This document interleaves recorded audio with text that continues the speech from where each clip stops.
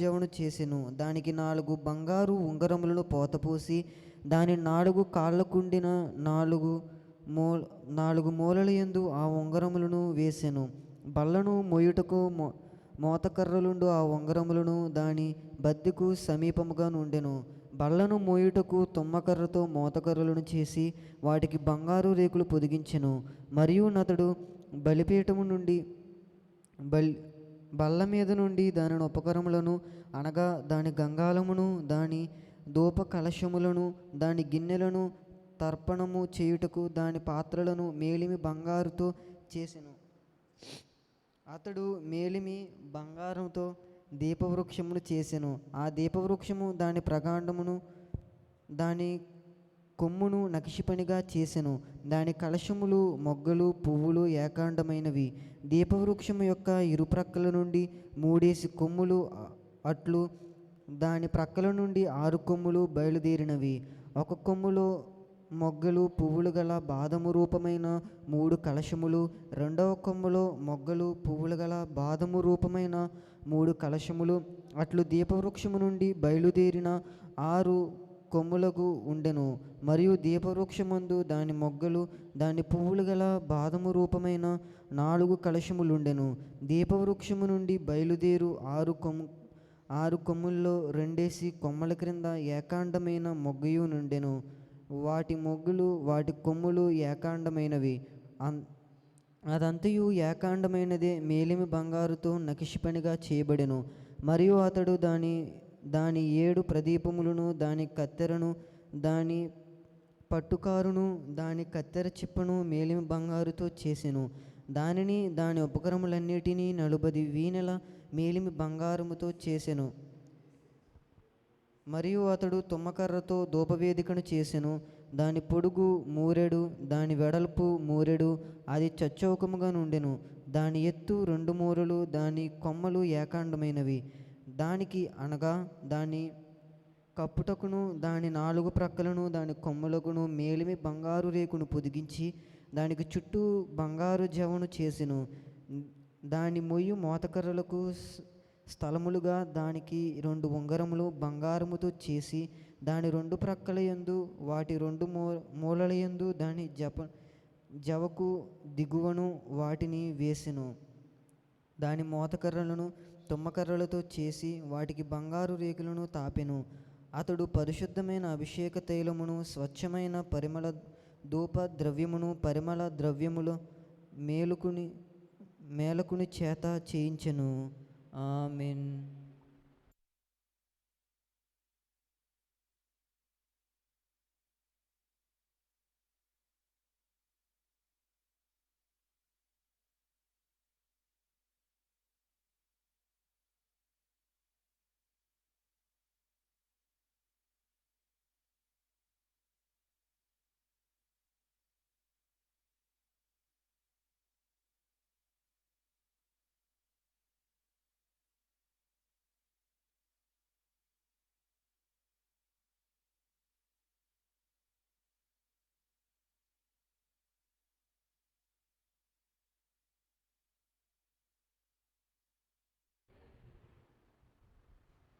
బంధానాజ్ఞల్ భక్తితో గై కొను జనులకు పరమదేవని బంధానాజ్ఞల్ భక్తితో గై కొను జనులకు నిరతమును కృప నిలచియుండును.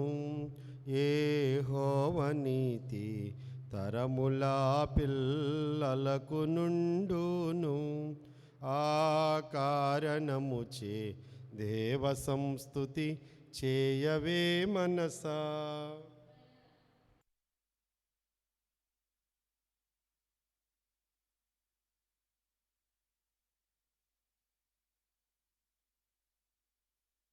ముప్పై 7వ అధ్యాయాన్ని ధ్యానం చేసుకుందాము. ప్రార్థన. మహాపరిశుద్ధుడైన మా పరలోకపు తండ్రి, నీ పరిశుద్ధమైన పాదములకు వందనాలు, స్తుతులు, స్తోత్రాలు చెల్లిస్తూ ఉన్నాం.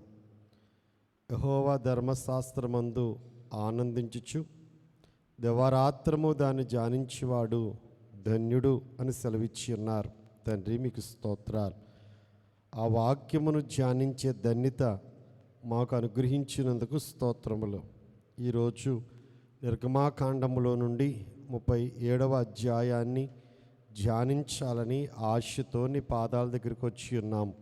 ప్రభువా, నీ ఆత్మ సహాయమును కోరుచున్నాం. మేము బలహీనులమై ఉన్నాం. మా ఆలోచన బలహీనమై ఉన్నది, మా తలంపులు బలహీనమై ఉన్నవి కనుక ప్రభువా, అయా తలంపు నీ మీద నిలిపి, అయా చెట్టు వేరు భూమిలోని సారమును ఎలాగును తీసుకుని నేను అందిస్తూ ఉన్నదో ఎదుగుచు ఫలించడానికి ఆ సారము ఏ రీతిగా ఉపయోగపడుతుందో ఆత్మీయముగా అయ్యా మేము ఎదగడానికి నీలో ఉన్న జీవమును, నీలో ఉన్న ప్రభావమును, నీలో ఉన్న దివ్య స్వరూపమును మేము ధ్యానము ద్వారా, వాక్య ధ్యానము ద్వారా అందుకొనడానికి సహాయము దయచేయమని, సకల ఆటంకములు తొలగించి వాక్యములో నుండి మాతో మాట్లాడమని వాక్యమైన క్రీస్తు యేసు నామమున వినయముగా ప్రార్థన చేసి బ్రతిమలాడి వేడుకొనుచున్నాము తండ్రి. ఆమేన్. దేవుని కృప మనందరికీ తోడైండును కాక. ఆమేన్.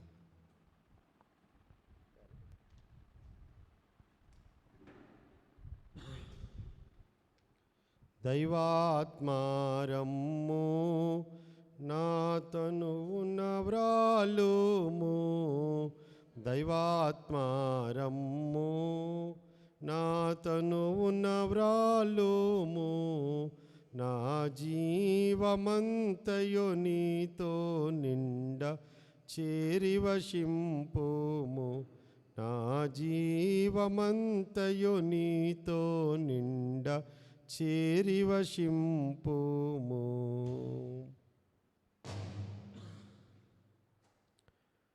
నిర్గమాకాండము 37వ అధ్యాయాన్ని మనము ధ్యానం చేసుకుందాము. ఈ 37వ అధ్యాయమును మనము ధ్యానం చేసుకునడానికి 4 భాగాలుగా మనము చేసుకున్నట్లయితే, మొదటి 9 వచనాలలో మందసము, కరుణాపీఠము, 10వ వచనము నుండి 16వ వచనం వరకు బల్ల, 17వ వచనము నుండి 24వ వచనం వరకు దీపవృక్షము, 25వ వచనము నుండి 29వ వచనం వరకు ధూపవేదిక. ఈ 4 అంశములు వాటి నిర్మాణము వ్రాయబడి ఉన్నవి. ధర్మశాస్త్రమును యేసుక్రీస్తు ప్రభువారు తన జీవితంలో నెరవేర్చి ఉన్నారు.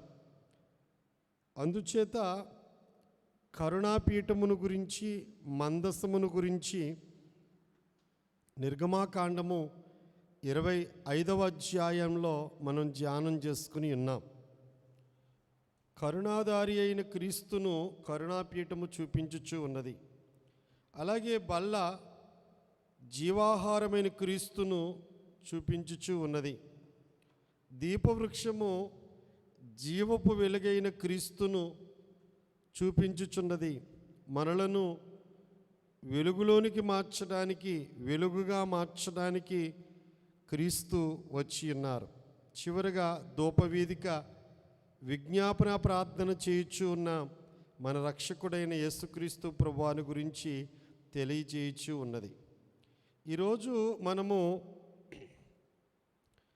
దీప వృక్షమును గురించి నేర్చుకుందాము. 25వ అధ్యాయములో మనము మందసమును గురించి, అలాగనే కరుణాపీఠమును గురించి నేర్చుకున్నాము.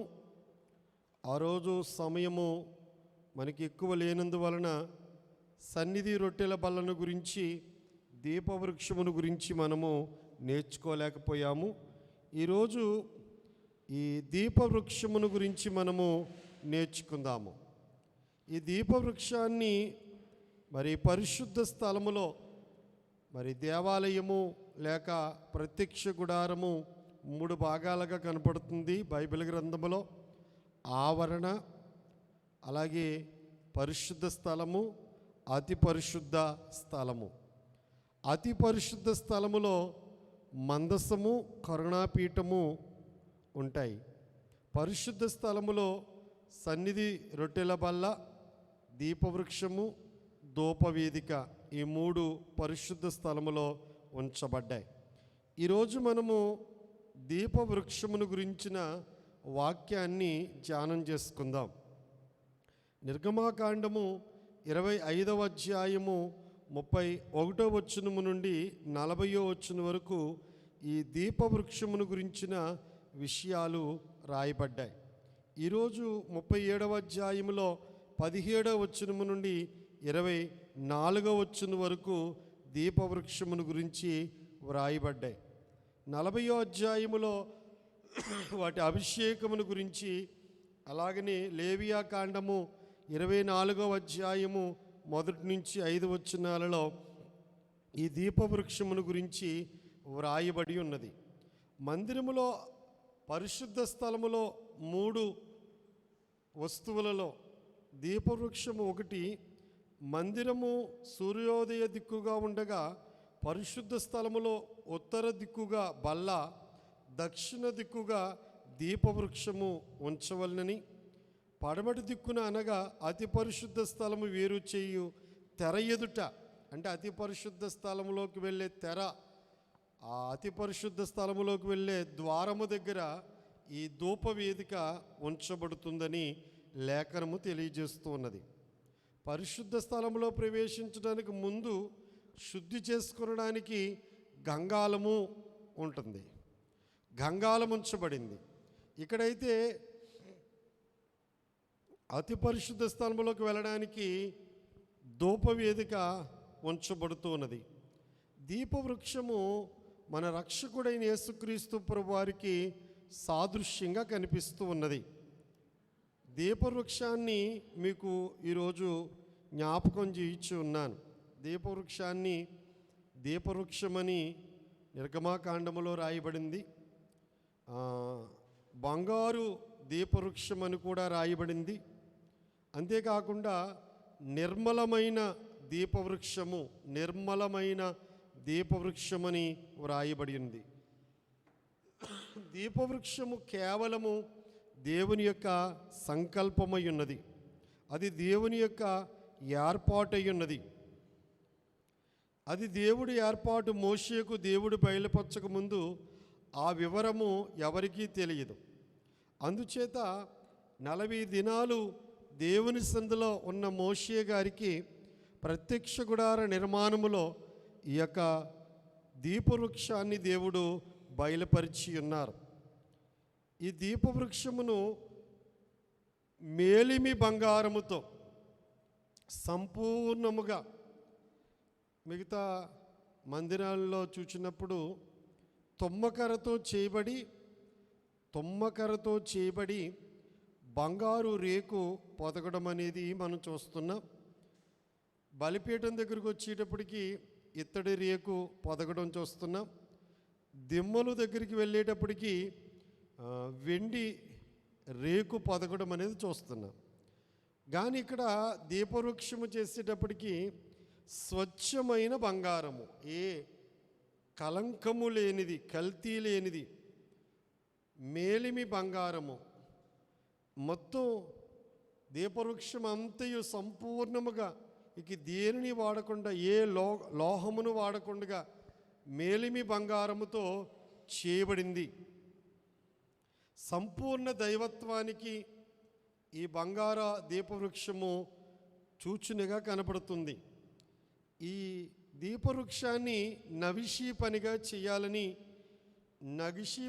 చేయాలి అంటే బాగుగా దానిని నలగగొట్టి ఆ యొక్క నగిషీ పనిగా చేయాలి.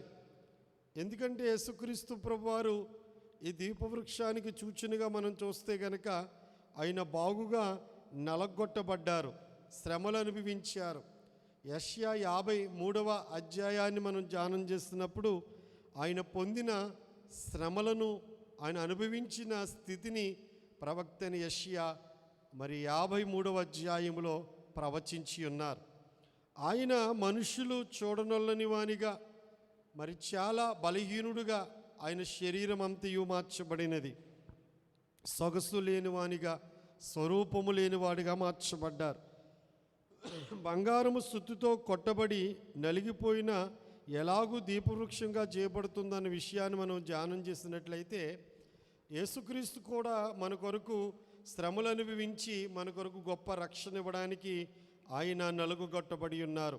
మహిని యేసే మహాశ్రమ పొంది మహిమకు వెళ్ళెను గాదే అని మన ఆత్మీయ తండ్రి గారు మానవుడు శ్రమను పొందక దైవ మానవుడిటు కాగలడని కీర్తనలో వ్రాసి ఉన్నారు. దీపవృక్షము యెహోవా సన్నిధిలో ఉన్నట్లుగా యేసుక్రీస్తు ప్రభువారు తండ్రి యొక్క రొమ్మున ఆయన ఉన్నారు. తండ్రి యొక్క రొమ్మున ఆనుకుని ఉన్న యేసుక్రీస్తు ప్రభు మానవుడిగా శరీరధారిగా వచ్చి మానవుని కొరకు విమోచన క్రయధనముగా తన అమూల్య రక్తాన్ని చిందించి ఆయన మరణించి పునరుద్ధానుడై తిరిగి లేచి అందరూ చూచుచుండగా ఆరోహణమై తండ్రి కుడి పార్శ్వమును కూర్చుని మనందరి కొరకు విజ్ఞాపన చేయించి ఉన్నారు. పరిశుద్ధ స్థలములో ఈ దీపవృక్షం ఎలా ఉంచబడిందో తండ్రి సన్నిధిలో కుమారుడు ఆ రీతిగా ఉంచబడ్డారు. పవిత్రమైన దీపవృక్షమని లేవియా కాండము 24వ అధ్యాయము 4వ వచనములో రాయబడి ఉన్నది. నిర్మలమైన దీపవృక్షమని కూడా మనం చదువుతూ ఉన్నాము. ఎందుకంటే యేసుక్రీస్తు ప్రభువారు పవిత్రుడు, పాపము లేనివాడు. ఆయనలో ఏ పాపమును లేదు. పాపాత్ములను పరిశుద్ధులుగా మార్చడానికి ఆయన బలియాగమైనట్లుగా రక్తము కాచినట్లుగా మనము చూస్తూ ఉన్నాం. ఆయన పవిత్రుడు, నిర్దోషి, నిష్కల్మషుడు, పాపుల్లో చేరక ప్రత్యేకముగా జీవించినవాడు. ఇటు ప్రధాన యాజకుడు మనలను ఆయన అమూల్య రక్తముతో పరిశుద్ధపరచువాడై ఉన్నారు. దీపవృక్షము అభిషేకించబడింది. యేసుక్రీస్తు ప్రభువు కూడా అభిషేకించబడ్డాడు. ఆయన అభిషేకించబడి సువార్తను ప్రకటించినట్లుగా లూకా సువార్త 4వ అధ్యాయం 16వ వచనములో ఆయన అభిషేకమును గురించి ఆయనే విశ్రాంతి దినమున పరిశుద్ధ మందిరములో, మరి సమాజ మందిరములో ఆయన వాక్యం చదవడానికి నిలబడినప్పుడు, యెషయా గ్రంథం ఆయనకి ఇవ్వబడినప్పుడు ఆయన గ్రంథము తెరిచి చూడగా నా గురించి రాయబడిన మాటలు అని ఆయన మాట్లాడుతున్నారు. దీపవృక్షము ఎలాగున నూనె వలన వెలిగించబడుతుందో అలాగనే యేసుక్రీస్తు ప్రభువారు పరిశుద్ధాత్మ వలన వెలిగించబడి నిత్యము ప్రకాశించేవాడిగా మనకు కనిపిస్తూ ఉన్నారు. అందుకే ఈరోజు మనము ప్రాముఖ్యంగా మనం నేర్చుకునే అంశం ఏదంటే దీపవృక్షాన్ని గురించి ఒక వ్యాఖ్యానకర్త వ్యాఖ్యానించిన అంశాలను మీకు చదివి వినిపించాలని నేను ఆశపడుతున్నాను. యూదులైన వారు ఈ దీపవృక్షాన్ని మనోరా అని పిలువబడ్డ దీపవృక్షము ఒలీవ నూనెతో ఎప్పుడు కూడా వెలిగించబడుతూ ఉంటుంది. నేను చూపిస్తున్నాను చూడండి. ఒక కొమ్మ ఇలా నిలువుగా ఒక కొమ్మ ఉంది. ఈ నిలువుగా ఉన్న ఈ కొమ్మకి, దీపవృక్షం నిలువుగా ఉన్న ఈ కొమ్మకి చూపిస్తున్నావా చూడండి. నిలువుగా ఉన్న కొమ్మకి 3 కొమ్మలు. మళ్ళీ చూపిస్తున్నా. 3 కొమ్మలు, 3 కొమ్మలు ఇక్కడ చూపిస్తున్నాడు కదా. నేను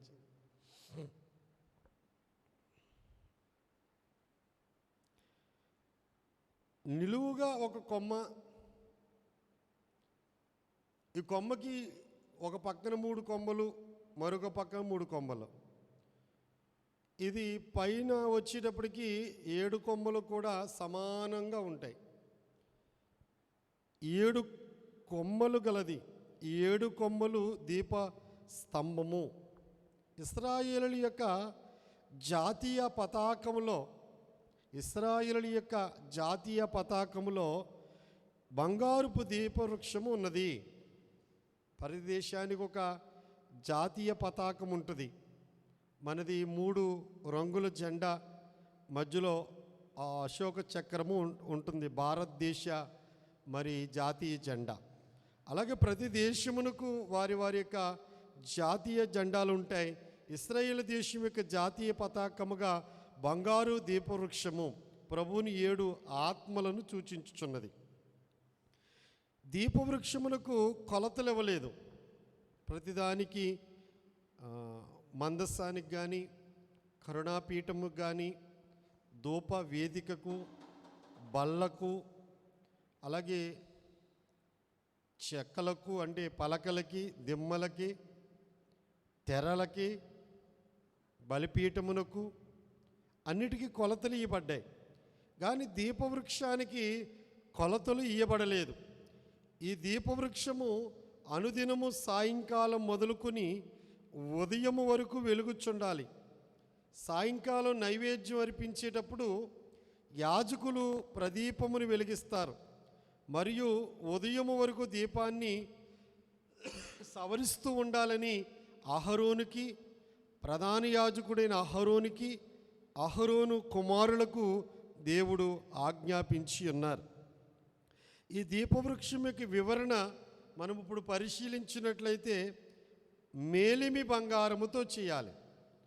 మరియు నీవు నిర్గమాకాండము 25వ అధ్యాయము 31వ వచనం చదువుకుందాం.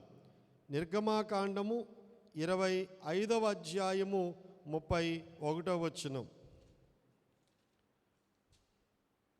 25:31. మరియు నీవు మేలిమి బంగారముతో దీపవృక్షము చేయవలను. నగిషీ పనిగా ఈ దీపవృక్షము చేయవలను. దాని ప్రకాండమును, దాని శాఖలను నగిషీ పనిగా చేయవలను.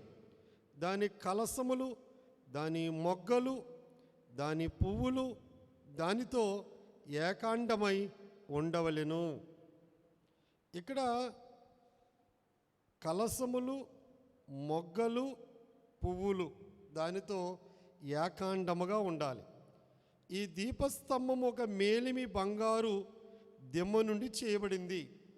ఇది వరకు చెప్పబడిన ప్రకారం బంగారము దైవత్వానికి సూచన కనుక దేవుడు దైవత్వాన్ని సూచించే బంగారాన్ని ఆయన పోల్చుకున్నారు కనుక దైవ వ్యక్తుల్లో ముగ్గురులో ఒకరైన పరిశుద్ధాత్మ దేవుడు ఈ దీపవృక్షానికి మన రక్షకుడైన యేసుక్రీస్తు ప్రభువారు ఈ దీపవృక్షానికి పోలికగా, సూచనగా మనకు కనిపిస్తూ ఉన్నారు. దీపస్తంభం మధ్యలో నిటారు కొమ్మ ఒకటి ఉంది. ఇరువైపులా చెరో 3 కొమ్మలు ఉన్నాయి. మొత్తముగా మధ్య కొమ్మతో కలుపుకుంటే పైన మనం లెక్కేటప్పటికి 7 కొమ్మలు కనబడుతున్నాయి. ఈ 25వ అధ్యాయమే 32వ వచనాన్ని మనం చదివితే దీపవృక్షం యొక్క ఒక పక్క నుండి 3 కొమ్మలు, దీపవృక్షం యొక్క రెండవ పక్క నుండి 3 కొమ్మలు అనగా దాని పక్కల నుండి 6 కొమ్మలు నిగుడవలెను. ఇలాగున వరుసగా మనము ఈ దీపవృక్షాన్ని ధ్యానం చేస్తే 33వ వచనంలో ఒక కొమ్మలో మొగ్గ, పువ్వు గల బాదము రూపమైన 3 కలసములు, రెండవ కొమ్మలో మొగ్గ, పువ్వు గల బాదము రూపమైన 3 కలసములు అట్లు దీప వృక్షము నుండి బయలుదేరి కొమ్మల్లో నుండవలెను. 34వ వచనం. మరియు దీపవృక్ష ప్రకాండములో బాదము రూపమైన 4 కలసములు వాటి మొగ్గలను, వాటి పువ్వులను ఉండవలెను. దీని వివరంగా మనము చూడగలుగుతూ ఉంటే ఒక్కొక్క కొమ్మను ఎలా చేయాలంటే ఒక పువ్వు, ఒక మొగ్గ, ఒక బాధ రూపము అలాంటి 3 కలసాలు ఉండాలట ఒక్కొక్క కొమ్మకి. ఈ 6 కొమ్మలకి అలాగ ఉండాలి. ఇది నిలువుగా ఉన్న ఒక కొమ్మ ఉంది కదండి, దానికి మాత్రము 4 కలసాలు ఉండాలి అని ఉంది 34వ వచనములో. దీపవృక్షము 35వ వచనములో దీపవృక్ష ప్రకాండము నుండి నిగుడు 6 కొమ్మలకు దాని 2 కొమ్మల కింద ఏకాండమైన ఒక్కొక్క మొగ్గ చొప్పున ఉండవలెను. దాని మొగ్గలు, వాటి కొమ్మలు దానితో ఏకాండమగును. అంతయు మేలిమి బంగారముతో చేయబడిన ఏకాండమైన నగిషీ పనిగా ఉండవలెను. వీటిని మనం లెక్క పెడితే ఇలా చూడండి, లెక్కల్లోకి వెళ్దాం ఒకసారి. ఒక్కొక్క కొమ్మకి 3 కలశాలు. ఈ కలశాలు ఏమున్నాయి? పువ్వు, బాదము రూపము, మొగ్గ, పువ్వు, బాదము రూపం ఉన్నాయి. అంటే 3 3 9. ఒక్కొక్క కొమ్మలు ఎన్ని ఉన్నాయి? 9 ఉన్నాయి. మొత్తం ఎన్ని కొమ్మలు? 6 కొమ్మలు. 6 9లు ఎన్ని? 6 9లు 54. 6 9లు 54. మధ్య కొమ్మకి 4 కలశాలు ఉన్నాయి. అంటే 4 3 12. మధ్య కొమ్మ 4 3 12. ఈ 6 కొమ్మలకి 6 9లు 54. 54 12 66. అంటే 66 గ్రంథాలకు సూచనగా ఈ దీపవృక్షం ఉన్నది. ఇంకా మనము ఈ 3 కొమ్మలు, మధ్య కొమ్మని ఈ ఒక పక్క 3 కొమ్మలు కలుపుకుంటే అంటే 3 ఏళ్ళు 27, 12 39 పాత నిబంధన. ఈ పక్క నుంచి ఉన్న 3 కొమ్మలు లెక్క పెడితే 27. పాత నిబంధన ప్లస్ కొత్త నిబంధన పరిశుద్ధ గ్రంథానికి సరిపోతుంది దీపవృక్షం. 66 పుస్తకాలకి సాదృశ్యంగా ఈ దీపవృక్షం కనపడుతుంది. అందుకే 66 గ్రంథాల కంటే ఇంకెక్కువ గ్రంథాలు యేసుప్రభు వారి చరిత్రను గురించి కానీ, పాత నిబంధనలో కానీ ప్రవచన గ్రంథాలు చాలా ఉన్నాయి. వీటిని అపోక్రియా గ్రంథాలు అంటారు. అపోక్రియా గ్రంథాలన్నిటినీ అప్రమాణాలు అంటే ప్రమాణానికి సరిపోని గ్రంథాలు, ప్రమాణానికి సరిపోని గ్రంథాలన్నిటినీ తీసివేసి ప్రమాణానికి సరిపోయిన గ్రంథాలు మాత్రమే ఉంచారు పరిశుద్ధ గ్రంథంలో. అందుచేత 66 గ్రంథాలలో ఉన్న సారాంశము నిర్గమాకాండములోనే దేవుడు మోషే గారికి దీపవృక్షం చూపించేటప్పుడే తన యొక్క లేఖన భాగాల లెక్క ఈ దీపవృక్షంలో సరిపోయేటట్లుగా, ఈ లెక్కకు సరిపోయేటట్లుగా దేవుడు తన జ్ఞానముతో ఉంచి ఉన్నారు. చూడండి 25వ అధ్యాయం 35వ వచనములో దీపవృక్ష ప్రకాండము నుండి నిగుడు 6 కొమ్మలకు దాని 2 కొమ్మల కింద ఏకాండమైన ఒక్కొక్క కొమ్మ చొప్పున ఉండవలను. 6 కొమ్మలు మధ్య కొమ్మ నుండి మొదలుకొనెను. ఇందును బట్టి కొమ్మలన్నీ స్వతంత్రముగా కాక మధ్యలోని కొమ్మతో ఆధారపడి ఉన్నట్లు చెప్పగలుగుతాం. మధ్యనున్న కొమ్మ యెహోవా ఆత్మకు సూచనగా ఉన్నది. అంటే ఈ మధ్యలో ఉన్న కొమ్మకి ఆధారంగా, అంటే ఆ కొమ్మలో నుండి ఈ కొమ్మలు బయలు వెళ్తున్నాయి. విడిగా లేవండి కొమ్మలు. ఈ కొమ్మల్లో నుండి, ఈ మధ్య కొమ్మలో నుండే ఈ 6 కొమ్మలు వచ్చినవి. అనగా యెషయా గ్రంథము 11వ అధ్యాయము 2వ వచనాన్ని మనం చదువుకుంటే, యెషయా గ్రంథము 11వ అధ్యాయము 2వ వచనం. యెహోవా ఆత్మ జ్ఞాన వివేకములకు ఆధారముగు ఆత్మ, ఆలోచన బలములకు ఆధారముగు ఆత్మ, తెలివిని యెహోవా ఎడల భయభక్తులు పుట్టించు ఆత్మ అతని మీద నిలుచును. ఇక్కడ ఈ 2వ వచనములో యెహోవా ఆత్మ ఆధారమైన ఆత్మగా ఉంటే 6 కొమ్ములు ఈ మధ్య కొమ్ములో నుండి ఎలాగొచ్చినవో ఈ 7 ఆత్మలు యేసుక్రీస్తు ప్రభు వారి యొక్క 7 ఆత్మలకు సాదృశ్యంగా కనిపిస్తూ ఉన్నాయి. దీపస్తంభము ఒకే బంగారు దిమ్మ నుండి చేయబడింది. 36వ వచనములో మాట రాయబడింది 25, 36లో.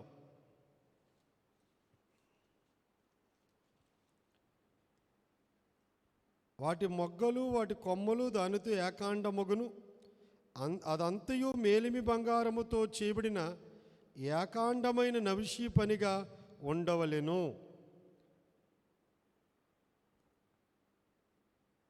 గనుక ఒకే దిమ్మ నుండి ఇవన్నీ కూడా చేయబడ్డాయి. కొంచెం మనస్సు పెట్టి ఇవన్నిటినీ మనం కొంచెం ధ్యానంతో ఆలోచించినట్లయితే యేసుక్రీస్తు ప్రభువారు అభిషేకించబడ్డారు. ఆయన గురించిన రాసిన మాటలు మనం చదివినప్పుడు యెషయా గ్రంథము 61వ అధ్యాయము 1వ వచనములో ఉన్న మాట లూకాసు వార్త 4వ అధ్యాయము 18వ వచనములో ఆయన చదువుట అనేది మనం జ్ఞాపకం చేసుకుని ఉన్నాము. ప్రభువుకు యెహోవా ఆత్మ నా మీదకు వచ్చి ఉన్నది అన్నారు యెషయా ప్రవక్త 61వ అధ్యాయము 1వ వచనములో.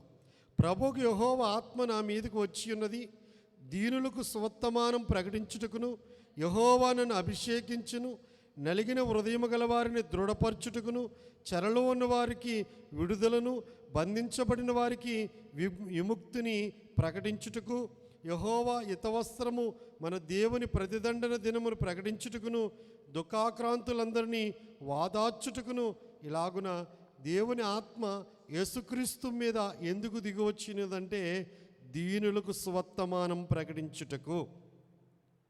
ఈ 7 ఆత్మలలో మరి మొదటి ఆత్మను మనము చూచినప్పుడు యెహోవా ఆత్మ.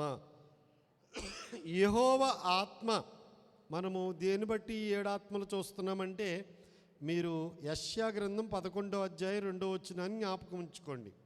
యెషయా గ్రంథం 11వ అధ్యాయం 2వ వచనములో మొట్టమొదటి మాట యెహోవా ఆత్మ. ఈ ఆత్మ నుండే 3 కొమ్మలు ఉన్నట్లుగా మరి 6 ఆత్మలు యెహోవా ఆత్మలో నుండే యేసుక్రీస్తు ప్రభువారిని అభిషేకించినట్లుగా మనం చూస్తూ ఉన్నాం. యెహోవా ఆత్మ చేత మనమును అభిషేకించబడవలెను. దేవుని ఆత్మతోటే మనము జీవించాలి. రెండవ ఆత్మ జ్ఞానాత్మ. మొదటిది యెహోవా ఆత్మ, 2 జ్ఞానాత్మ. ప్రభు యొక్క రెండవ ఆత్మ పేరు జ్ఞానాత్మ, జ్ఞానము. జ్ఞానమును సరైన రీతిగా వాడాలి. ఎందుకంటే సరైన నిర్ణయాలు తీసుకోవాలంటే జ్ఞానం అవసరమైనది. జ్ఞానము లేకపోతే సరైన నిర్ణయాలు తీసుకోలేము, సరైన నడిపింపులో మనము నడవలేము. సొలొమోను మరి దర్శనములో లేక స్వప్నములో దేవుని ప్రత్యక్షత కలిగినప్పుడు నీకేమి కావాలి అన్నీ ఇస్తానని చెప్పి దేవుడు స్వప్నములో పలికినప్పుడు సొలొమోను నీ ప్రజలను పరిపాలించే జ్ఞానం కావాలని ఆయన అడిగినట్లుగా మనం చూస్తున్నాం. జ్ఞానము ప్రధానమైందని చెప్పి సొలొమోను సామెతల గ్రంథములో తెలియజేయుచున్నారు. సొలొమోను రచించిన సామెతల గ్రంథాన్ని మనం చదివితే జ్ఞానం కలుగుతుంది. యవనస్తులు ముఖ్యంగా సామెతల గ్రంథం చదవాలి. రోజుకు ఒక అధ్యాయం చొప్పున నెలకి ఒకసారి సామెతల గ్రంథం, సంవత్సరానికి 12 సార్లు మరి సామెతల గ్రంథం చదివితే జ్ఞానం కలుగుతుంది. ఖచ్చితంగా యవనస్తులు సామెతల గ్రంథం ప్రతిరోజు రోజుకు ఒక అధ్యాయం చొప్పున చదివితే జ్ఞానము దేవుడిస్తాడు. ఎందుకంటే వాక్యం సెలవిస్తుంది, మీలో ఎవరికైనా జ్ఞానం కొదువుగా ఉన్న యెడల నన్ను అడగండి మీకు జ్ఞానమిస్తాను అని. కనుక సొలొమోను సైతము దేవుణ్ణి జ్ఞానము అడిగి ఉన్నారు. దేవుడు సొలొమోనికి జ్ఞాన ఆత్మను ఇచ్చి ఉన్నారు. మనం బైబిల్ గ్రంథంలో మోషే గారి నాయకత్వం తర్వాత మోషే గారి స్థానంలో యెహోషువ గారిని దేవుడు నిలవబెట్టారు. చదువుతారు ఒకసారి ద్వితీయోపదేశ కాండము 34వ అధ్యాయము, ద్వితీయోపదేశ కాండము 34వ అధ్యాయము 9వ వచనాన్ని మనం చదువుకుందాం. 34:9. మోషే తన చేతులను నూను కుమారుడైన యెహోషువ మీద ఉంచి ఉండెను గనుక అతడు జ్ఞానాత్మపూరుడాయెను. ఎప్పుడైతే మోషే గారు యెహోషువ మీద తన చేతులుంచి ప్రార్థించారో ఇప్పుడు యెహోషువ గారు ఎలా మారారంటే జ్ఞానాత్మపూర్ణుడుగా మారాడు.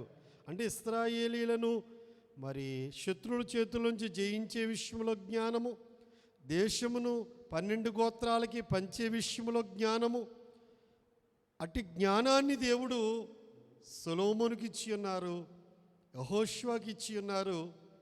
అలాగని అడిగిన వారందరికీ కూడా ఆయన జ్ఞానం అడిగితే ఈ లోకములో కుటుంబ జీవితంలో కానీ, విద్యలో కానీ, ఉద్యోగంలో కానీ, వ్యాపారములో కానీ దేవుడి దగ్గర మోకరించి ఈ సమస్యలు పరిష్కరించుకోవడానికి, తగిన నిర్ణయాలు తీసుకునడానికి నన్ను నీ జ్ఞానాత్మతో నింపునైనా అని మనం అడిగినట్లయితే దేవుడు మనలను తన జ్ఞానాత్మతో నింపువారై ఉన్నారు. ఒకటి యెహోవా ఆత్మ, రెండు జ్ఞాన ఆత్మ, మూడవదిగా మనం చూస్తే వివేకమిచ్చు ఆత్మ.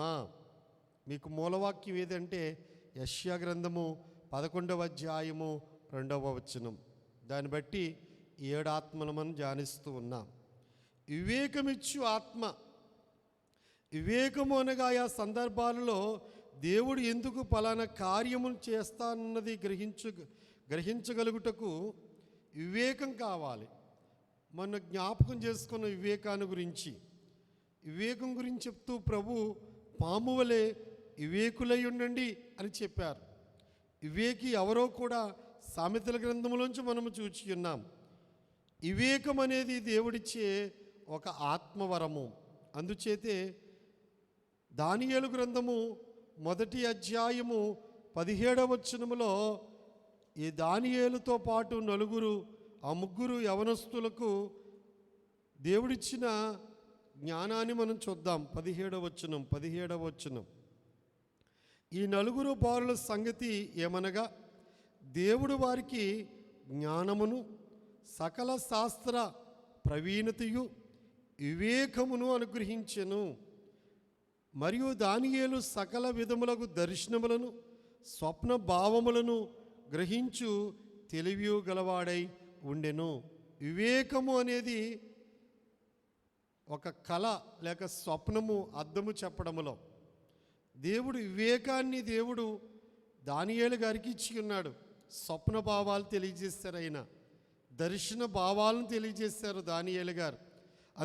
అందుచేత వివేకము అంటే దర్శనములను, స్వప్నములను, వాటి భావములను తెలియచెప్పు సామర్థ్యం ఇచ్చే ఆత్మ ఏదంటే వివేకాత్మ. వివేకాత్మ దానియేలు గారి జీవితంలో తేటగా ప్రత్యక్షమగుచు ఉన్నది.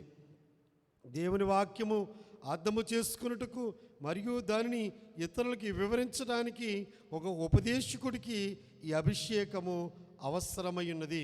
బోధకుడైన ఎజ్రా వలె బైబిల్ గ్రంథంలో ఉన్న ప్రతి వచనం యొక్క భావాన్ని చెప్పగలిగి ఉండాలి. నెహెమ్యా గ్రంథంలో మనం చూసినప్పుడు ఎజ్రా శాస్త్రి ఆయన అందరికంటే ఎత్తుగా స్థలంలో నిలబడి ప్రతి వచనాన్ని, ధర్మశాస్త్రంలోని వచనాల్ని వివరిస్తూ ఉన్నప్పుడు వారి యొక్క జీవితాలను సరిచేసుకున్నారు వారందరూ కూడా. చదువుదాం. నెహెమ్యా గ్రంథము 8వ అధ్యాయము 8వ వచనాన్ని చదువుదాం. నెహెమ్యా గ్రంథము 8:8. ఇటువలనే వారు దేవుని గ్రంథమును స్పష్టముగా చదివి వినిపించి జనులు బాగా గ్రహించున్నట్లు వారికి దానికి అర్థము చెప్పిరి.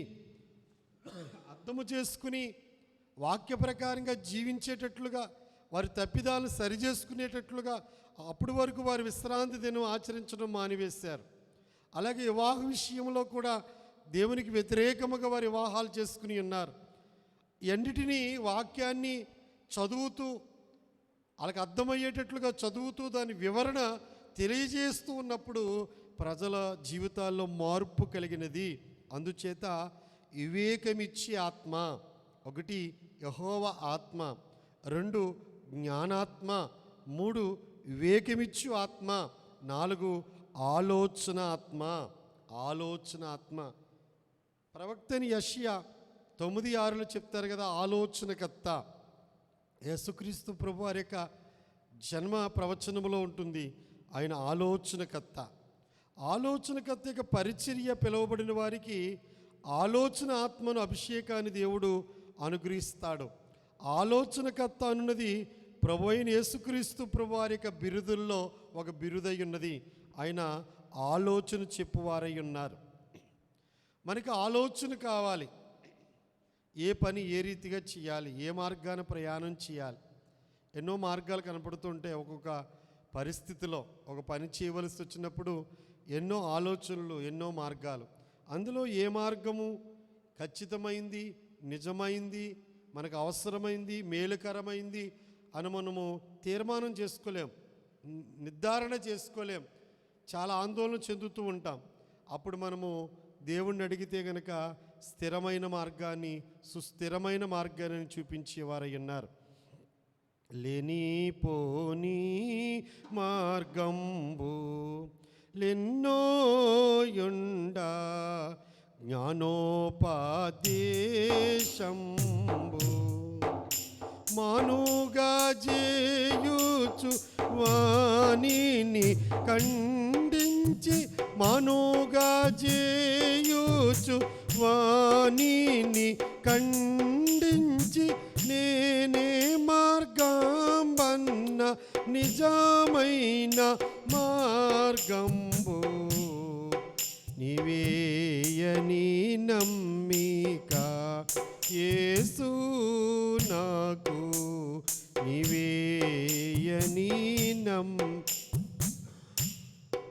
ఎటు చూచినా మార్గములే మోసము చేయు, ఏనా శత్రు వర్గములే ఎటు పోవ వలాయునోని నెరుగాని వాడనై, ఎటు పోవ వలాయునో నేనెరుగాని వాడనై, కటకట యని ఏడ్వ ఘన మోక్ష మార్గంబు నీవే యని నమ్మిక యేసు నాకు నీవేయని నమ్మిక.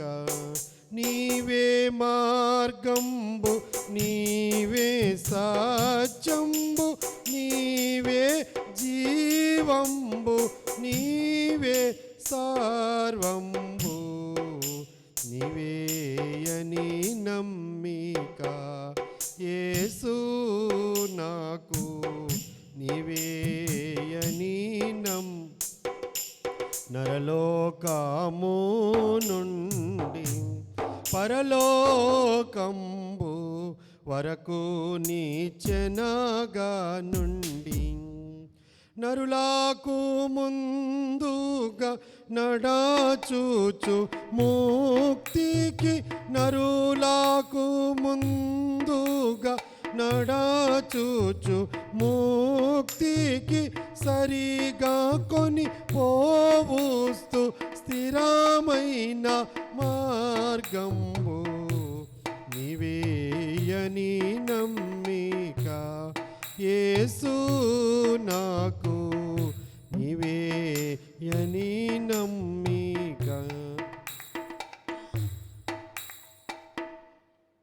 లేనిపోని మార్గాలు ఎన్నో ఉండి, ఏ మార్గం చూచినా మంచిదే అన్నట్లుగా, ఏ మార్గం చూచినా ఇది మంచి మార్గం అన్నట్లుగా, ఏం చేయాలో తెలియక, అప్పుడు దేవుని సహాయాన్ని మనం అడిగితే, దేవుని జ్ఞానాన్ని మనం అడిగితే, ఆలోచన మనం అడిగితే, ఆ మార్గాలన్నీ ఖండించి నేనే మార్గం అన్న నిజమైన మార్గాన్ని క్రీస్తు ప్రభు మనకు చూపించి వారై ఉన్నారు.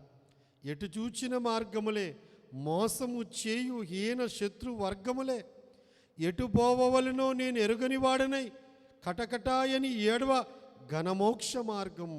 మనం ఏడ్చేటప్పుడు నాయన వీళ్ళు నమ్మితే వీళ్ళు మోసం చేస్తున్నారు, వాళ్ళు నమ్మితే వారు మోసం చేస్తున్నారు, స్నేహితులు అలాగే ఉన్నారు, బంధువులు అలాగే ఉన్నారు, ముఖ్య స్నేహితులు కూడా నన్ను మోసం చేస్తున్నారు, ఏది నిజమో ఎటు పోవాలో తెలవడం లేదు తండ్రి అని ఏడిస్తే ఆయన ఘనమైన మోక్షాన్ని చూపిస్తాడు, స్థిరమైన మార్గాన్ని చూపిస్తాడు.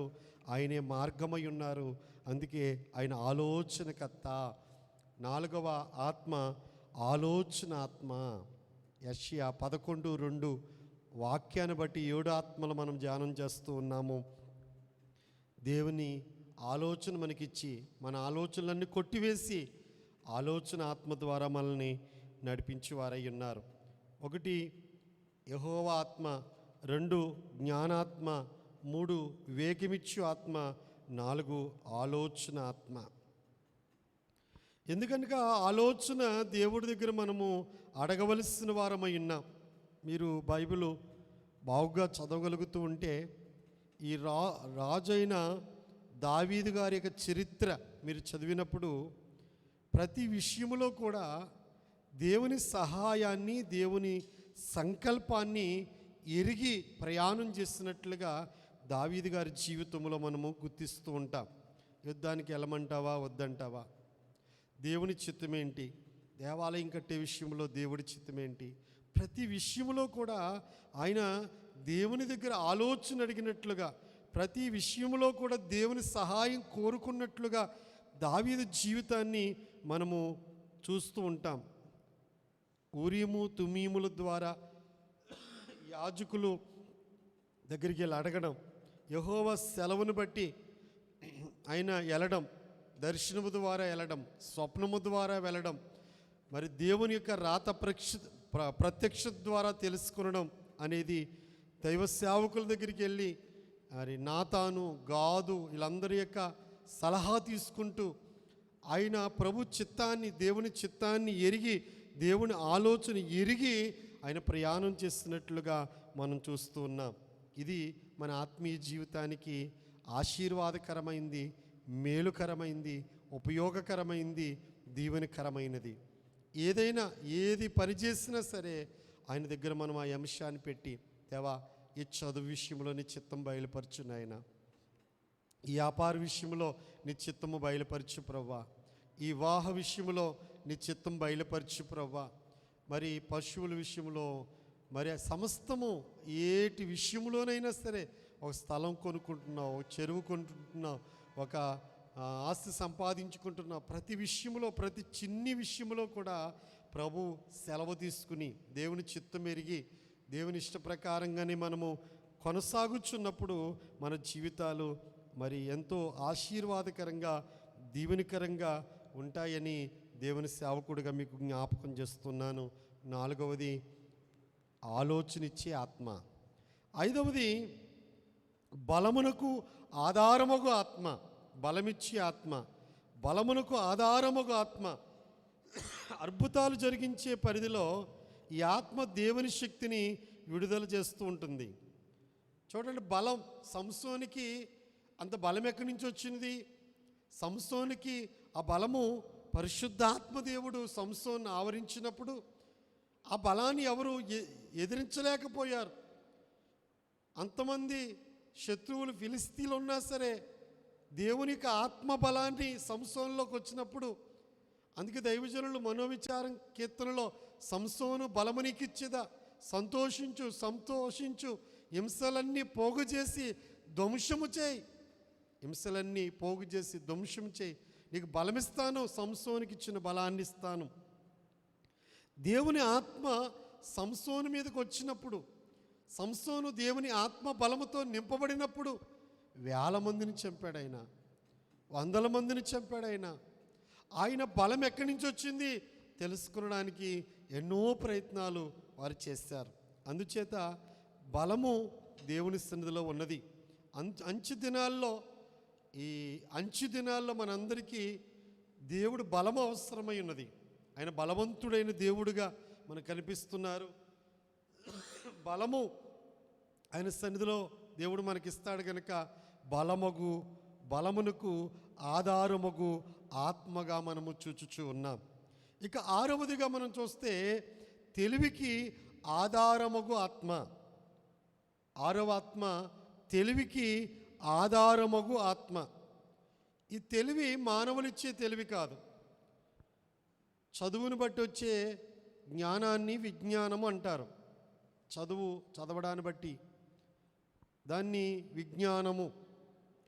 4 ప్రదేశాలకు తిరుగుతూ మరి ప్రయాణం చేస్తూ ఉండడాన్ని బట్టి చాలామంది వాళ్ళు చదువు రాకపోయినప్పటికీ కూడా చాలా బాగా మాట్లాడగలుగుతారు. జ్ఞానం అధికమవుతుంది అని దానియేలు గ్రంథము 4 చోట్ల తిరగడాన్ని బట్టి జ్ఞానము అధికమవుతుంది. అది లోక జ్ఞానము. దేవుని సన్నిధిలో దేవుడిచ్చే ఆత్మ ఇచ్చే జ్ఞానం ఏదంటే తెలివికి ఆధారముగు ఆత్మ. ఈ జ్ఞానము పరలోక సంబంధించి తెలివినిచ్చే జ్ఞానము. అందుకే మన ఆత్మీయ తండ్రి గారు దైవాత్మ రమ్మని కీర్తనలో ఆయన వ్రాసిన చరణము, తెలివిని గలిగించు నన్ను దివ్యగా వెలిగించు, తెలివిని గలిగించు నన్ను దివ్యగా వెలిగించు, నీ కలిగిన భాగ్యములన్నిటినీ నా కంటికి చూపించు, నీ కలిగిన భాగ్యములన్నిటినీ నా కంటికి చూపించు. దైవాత్మారమ్ము నా తనువున వ్రాలుము, నా జీవమంతయు నీతో నిండా చేరి వశింపుము, నా జీవమంతయు నీతో నిండా చేరి వశింపుము. తెలివిని కలిగించి నన్ను దివ్యగా వెలిగించి నీ కలిగిన భాగ్యాలన్నీ నా కంటికి చూపించావు. భూత వర్తమాన భవిష్యత్ కాలంలోని విషయాలను పద్మసు దీపంలో ఆత్మవశుడైన యోహానికి దేవుడు చూపించారు. మహిమగల ప్రభువును చూచారు, మహిమ కలిగిన పెండ్లి కుమార్తెను చూచారు, 7 సంఘాల చరిత్రను చూచారు, 7 ఏండ్ల మహాశ్రమలను చూచారు, పెండ్లి కుమార్తె ఎత్తబడే రాకడ చూచి ఉన్నారు.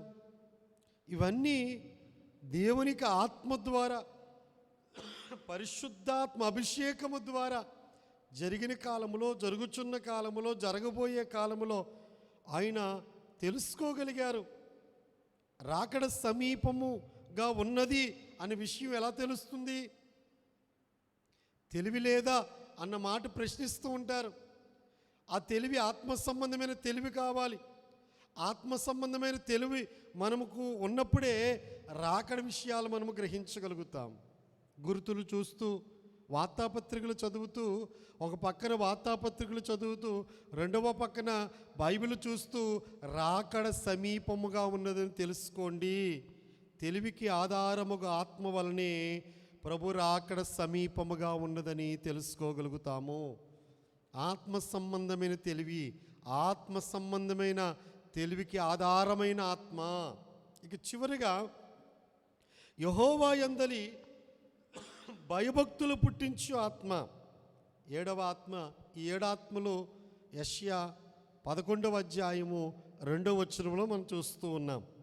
ప్రభువుకు యెహోవా ఆత్మ, యెహోవా యందలి భయము భక్తి పుట్టించు ఆత్మ, భయభక్తులు పుట్టించు ఆత్మ. పరిశుద్ధాత్మ ఒప్పుదలను గ్రహించి అభిషేకం ఇది. ఈ అభిషేకం ఒక దేశం మీదను, ఒక సమాజం మీదను, ఒక వ్యక్తి మీదైనను కూడా కుమ్మరించబడవచ్చు. ఎప్పుడైతే దేవుని ఆత్మ కుమ్మరించబడుతుందో దేశాలు దేశాలే మారిపోతాయి. దేశాలు దేశాల మీద ఆత్మ కుమ్మరించబడినప్పుడు అగ్నిజ్వాల ప్రవక్త అన్నారు చార్లెస్ జీ ఫిన్నీ గారిని. ఆయన వెళుతున్నప్పుడు గ్రామాలు గ్రామాలుగా పరిశుద్ధాత్మతో నింపబడేవి, పశ్చాత్తాపం కలుగు చేసి ఆత్మది. దొర్లి దొర్లి పాపాలు ఒప్పుకునేవారట. గ్రామము నుండి నడిచి వెళుతుంటేనే ఆ గ్రామం మీద పరిశుద్ధాత్మ కార్యము జరిగేది. అందుకే యెహోవా యందు భయము భక్తి కలుగు చేసే ఆత్మ. దేవుడంటే భయం పుట్టిస్తుంది ఈ ఆత్మ. భయముతో భక్తి కలుగు చేస్తుంది.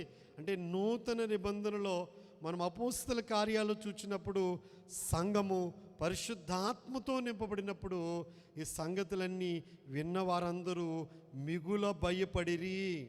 ప్రజల మధ్యలో అనేకమైన సూచక్రియలు మహత్కార్యములు అపోస్తుల చేత చేయబడుతున్నప్పుడు వారందరూ ఏకమనస్కులై సొలొమోను మండపములో ఉండిరి. కడమవారిలో ఎవడును వారితో కలుసుకున్నట్టుకు తెగింపలేదు. అననీయ సపీరాల మీద దేవుని తీర్పు కలిగినప్పుడు భయము చేత అనేకులు పరిశుద్ధాత్మ చేత ఒప్పించబడ్డారు, యథార్థవంతులుగా మారిపోయారు. తప్పు చేయడానికి, అబద్ధం ఆడడానికి వారు భయపడ్డారు. 7వ ఆత్మ యెహోవా అంటే భయము భక్తి కలిగించి ఆత్మ, పశ్చాత్తాపం కలిగించి ఆత్మ, పాపము చేయడానికి భయపడే ఆత్మ అంచు దినాలలో దేవుడు మనుషులందరి మీదకి తన ఆత్మను కొమ్మరిస్తాను అని సెలవిచ్చారు. అందుకే ఇక్కడ మీకు 7 ఆత్మలు, యెహోవా ఆత్మ, జ్ఞాన ఆత్మ, వివేకమిచ్చు ఆత్మ, ఆలోచన ఆత్మ, బలమునకు ఆధారమగు ఆత్మ, తెలివికి ఆధారమగు ఆత్మ, యెహోవా యందలి భయభక్తులు కలిగించు ఆత్మ. ఇందుకే ఒక కర్రవలే ఉన్న ఈ కొమ్మలో నుండి 3 కొమ్మలు అటు ఇటు ఉన్నాయి. ఈయనే యేసుక్రీస్తు ప్రభువారంటే ఈ వరాలు, ఈ వాగ్దానాలు అన్నీ కూడా ఆయనలోంచి వచ్చినవే. ఇప్పుడు పరిశుద్ధాత్మ దేవుడు ఒక్కొక్కరికి ఒక వరం ఇస్తారండి. నేను కూడా జ్ఞాపకం చేస్తాను మీకు. కొరింథీయులకు రాసిన పత్రికలో నుండి మీకు చదివించాను కూడా. మళ్ళీ ఈరోజు కూడా ఒకసారి చూద్దాం. కొరింథీయులకు రాసిన మొదటి పత్రిక 12వ అధ్యాయము 11వ వచనం. అయినను వీటన్నిటికీ ఆ ఆత్మ ఒకడే తన చిత్తము చొప్పున ప్రతివానికి ప్రత్యేకముగా పంచిచ్చుచు కార్యసిద్ధి కలుగు చేయుచున్నారు. పరిశుద్ధాత్మ దేవుడు ఒక్కరేనండి. ఈయన ఏం చేస్తారు? బుద్ధివాక్యం ఒకరికి, జ్ఞానవాక్యం ఒకరికి, విశ్వాస వరము ఒకరికి, స్వస్థపరిచే వరము మరొకరికి, అద్భుత కార్యాలు చేసే వరము, అద్భుత కార్యాలు చేసే శక్తి మరొకరికి, ప్రవచన వరము మరొకరికి, ఆత్మల వివేచన మరొకరికి, నానావిధ భాషలు మరొకరికి, భాషల అర్థము చెప్పు శక్తియు అనుగ్రహించును. ఒకే కొమ్మలో నుండి ఈ దిమ్మ నుంచి కొమ్మ, ఈ కొమ్మల్లోంచి కొమ్మలు అనగా ఒకే పరిశుద్ధాత్మలో నుండి ఈ ఆత్మవరాలన్నీ కూడా ఇవ్వబడుతున్నాయి. అయితే ఈ వరాలు ఏమిటి అని మనం చూసినప్పుడు ఎవరో కాదు 7 ఆత్మలు అంటే మరలా యేసులోంచి వేరే ఆత్మలు అనుకోకండి. ప్రకటన గ్రంథము 4వ అధ్యాయము 5వ వచనము, ప్రకటన గ్రంథము 4వ అధ్యాయం 5వ వచనం. ఆ సింహాసనములో నుండి మెరుపులను, ధ్వనులను, ఉరుములను బయలుదేరుచున్నవి. మరియు ఆ సింహాసనం ఎదుట 7 దీపములు ప్రజ్వలిల్లుచున్నవి. అవి దేవుని 7 ఆత్మలు. అంటే యేసుక్రీస్తు ప్రభువారు ఎవరు అంటే 7 ఆత్మలు కలిగిన వారు. ఈరోజు యేసుక్రీస్తు ప్రభువారు 7 ఆత్మలతో మనల్ని అభిషేకించాలని ఆశపడుతున్నారు. యెహోవా ఆత్మ, జ్ఞాన వివేకములకు ఆధారముగా ఆత్మ, ఆలోచన బలములకు ఆధారముగా ఆత్మ, తెలివిని యెహోవా ఎడల భయభక్తులు పుట్టించే ఆత్మ అతని మీద నిలుచును. ఎవరి మీద? మన రక్షకుడిని యేసుక్రీస్తు ప్రభువారి మీద. ఆయనే 7 ఆత్మలు కలిగిన వారు. ఆయన మనలను తన అభిషేకమిచ్చి 7 ఆత్మలతో అభిషేకించాలని ఆశపడుతున్నారు. ఆత్మలో భక్తులు అంటారు డిగ్రీలు ఉన్నాయి అంటారు. ఆత్మ డిగ్రీ ఏంటి అనగా నువ్వు ఆత్మలో ఎదిగే కొలది ఈ ఆత్మశక్తి తీవ్రత నువ్వు ఎక్కువ అనుభవించగలుగుతూ ఉంటావు. ఆత్మపూర్ణులైపోయే స్థితికి, ఆత్మ వశములోకి వెళ్ళిపోయే స్థితికి, ఆత్మ స్వాధీనములో నడిపించబడే స్థితికి, సంపూర్ణముగా పరిశుద్ధాత్మిక స్వాధీనములో జీవించే స్థితికి పరిశుద్ధాత్మ దేవుడు నడిపించేవారై ఉన్నారు. కనుక మీ జీవితాలు అనగా మనందరి జీవితాలు ఆ రీతిగా పరిశుద్ధాత్మతో నింపబడలేకపోతే ఈ కడవరి దినాల్లో, అంచు దినాల్లో, ఈ అపాయకరమైన దినాల్లో మనం ఎవ్వరము కూడా లోకములో ఉన్న పాపాన్ని కానీ, సాతాన్ని కానీ, శరీరాన్ని కానీ జయించి మహిమ మేఘము ఎక్కలేము. అందుకే ఎక్కువ ప్రతిరోజు కూడా దైవాత్మ రమ్ము అని కీర్తన పాడుకుని మోకాల మీద ఉండి పరిశుద్ధాత్మ అభిషేకాన్ని పొందుకుంటూ ఆత్మపూర్ణమై జీవించాలని దేవుని వాక్యాన్ని బట్టి మీకు తెలియజేస్తూ ఉన్నాను. ఎఫెసీయులకు రాసిన పత్రిక 1వ అధ్యాయము 17వ వచనం. ఎఫెసీయులకు రాసిన పత్రిక 1వ అధ్యాయం 17వ వచనం. మరియు మీ మనోనేత్రము వెలిగింపబడినందున ఆయన మిమ్మును పిలిచిన పిలుపు వలనైన నిరీక్షణ ఎట్టిదో, పరిశుద్ధులలో ఆయన స్వాస్థ్యము యొక్క మహదైశ్వర్యం ఎట్టిదో, ఆయన క్రీస్తునందు వినియోగపరిచిన బలాతిశయమును బట్టి విశ్వసించు మన యందు ఆయన చూపుచున్న తన శక్తి యొక్క అపరిమితమైన మహత్యమెట్టిదో మీరు తెలుసుకునవలనని మన ప్రభు అయిన యేసుక్రీస్తు యొక్క దేవుడైన మహిమాస్వరూపు తండ్రి తన్ను తెలుసుకున్నటి యందు మీకు జ్ఞానమును ప్రత్యక్షత గల మనస్సును అనుగ్రహించున్నట్లు నేను నా ప్రార్థన యందు మిమ్మల్ని గూర్చి విజ్ఞాపన చేయుచున్నాను. అసలు ఈ ప్రార్థన ఒకసారి మీరు ఆలోచిస్తే పౌలు గారు ఎఫెసు సంఘాన్ని తెలియజేస్తున్నారు, మీ మనోనేత్రాలు తెరవబడాలి. అసలు ఆ పరిశుద్ధుల్లో ఆయన స్వాస్థ్యం యొక్క మహదైశ్వర్యం ఎట్టిదో, క్రీస్తునందు వినియోగపరిచే బలాత్సయమును బట్టి విశ్వసించు మన యందు ఆయన చూపుతున్న తన శక్తి యొక్క అపరిమితమైన మహత్యం ఎట్టిదో మీరు తెలుసుకునవలనని, ఆ యేసుక్రీస్తును మీరు తెలుసుకోవాలి, ఆ ప్రత్యక్షత మీరు తెలుసుకోవాలి. అందుకే పౌలు గారి పత్రికలో ఆత్మపూరులయుండుడి అంటారు. అవండి, పరిశుద్ధాత్మను దుఃఖపరచుకుడి అంటారు. ఆత్మపూరులయుండని 5వ అధ్యాయము 18వ వచనం చివరి మాటలు అయితే ఆత్మపూరులయుండుడి అంటారు. 4వ అధ్యాయము 30వ వచనములో దేవుని పరిశుద్ధాత్మను దుఃఖపరచుకుడి అంటారు. ఆత్మయందు మనం ముద్రించబడితేనే కానీ, ఆత్మపూర్ణమై ఉంటేనే కానీ మన సంఘాల్లో ఉజ్జీవం రాదు, మన కుటుంబాల్లో ఉజ్జీవం రాదు, మన హృదయాల్లో ఉజ్జీవం రాదు. ఈ కడవరి దినాల్లో సోమర్తనం పెరిగి, బద్ధకం పెరిగి, శరీరాన్ని సుఖం పెరిగి మనం అందరం కూడా క్రీస్తులో ఉన్న మహదైశ్వర్యం ఎట్టిదో, ఆ మహత్యం ఎట్టిదో, మన మనోనేత్రాలు తెరవబడక, ఆత్మయందు తీవ్రత లేక, ఆ పరలోకమందు ఆసక్తి లేక మనం బహు బలహీనులమైపోతున్నాం. అందుకే పరిశుద్ధాత్మ బాప్తిస్మము మనందరికీ అవసరము. పరిశుద్ధాత్మ బాప్తిస్మం మనం పొందాలి. నీటి బాప్తిస్మం పొందితే చాలదు, పరిశుద్ధాత్మ కొరకు మనం వేడుకోవాలి, పరిశుద్ధాత్మ అభిషేకం మనం పొందుకోవాలి. చాలామంది ఉపదేశాల్లో నీటి బాప్తిస్మం పొందినప్పుడే పరిశుద్ధాత్మ బాప్తిస్మం పొంది ఉన్నారని కొందరు అభిప్రాయపడుతున్నారు. యేసయ్య నమ్ముకుంటే చాలు పరిశుద్ధాత్మ తండ్రి మనలో ఉన్నారని కొందరు అభిప్రాయపడుచున్నారు. కానీ పరిశుద్ధాత్మను ఊది పరిశుద్ధాత్మను పొందండి అని శిష్యులతో చెప్పిన ప్రభువే, కనిపెట్టండి, తండ్రి యొక్క వాగ్దానం కోసం కనిపెట్టండి అని చెప్పారు. అప్పుడు వారి మీద ఆత్మాభిషేకం దిగింది. వారు అనుదినం ఆత్మతో నింపబడుతూ, ఆత్మతో వెలిగించబడుతూ వారు సువార్త సేవను సాగించి ఉన్నారు.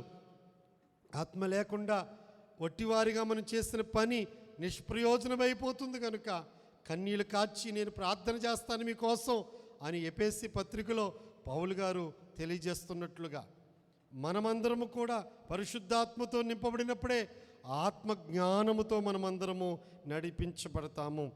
దీపవృక్షాన్ని గురించి ఇంకా పరిశుద్ధాత్మను పోల్చుకుని ఇంకా మనం మాట్లాడగలిగితే, వాక్యాన్ని పోల్చుకుని మనం మాట్లాడగలిగితే ఇంకా ఎన్నో సందేశాలని మనము వినగలుగుతాము. అయితే దీపవృక్షము నిత్యము వెలుగుచుండడానికి ఏం చేయమన్నారంటే, దీపము నిత్యము వెలుగుచుండునట్లు ప్రదీపము కొరకు దంచి తీసిన అచ్చమైన ఒలీవ నూనె తేవాలని ఇశ్రాయేలుకు ఆజ్ఞాపించుము. ఈ 7 ప్రదీపాలు నిత్యము వెలుగుతుండాలి. ఆ ఒత్తే ఎప్పుడు వెలగాలి అంటే చక్క చేసే ప్రధాన యాజకుడు, సిద్ధపరిచే యాజకులు ఉండాలి. అంతేకాకుండా దంచి తీసిన అచ్చమైన ఒలీవల నూనె తేవాలి. నూనె యొక్క ఉత్పత్తి ఎక్కడ ఉన్నదంటే ఒలీవ చెట్టు దగ్గర ప్రారంభమైంది. ఒలీవ నూనె, ఒలీవ చెట్టు సమాధానకు సాదృశ్యంగా ఉంది. ఒలీవ కాయలు పరిపక్వమైన తర్వాత కోయబడి గానుగలో వేయబడినప్పుడు నూనె విరివిగా దాని బెటల నుండి ప్రవహిస్తూ ఉంటుంది. ఈ ఒలివల నూనె గురించి బైబిల్ గ్రంథంలో చాలా విషయాలు రాయబడ్డాయి.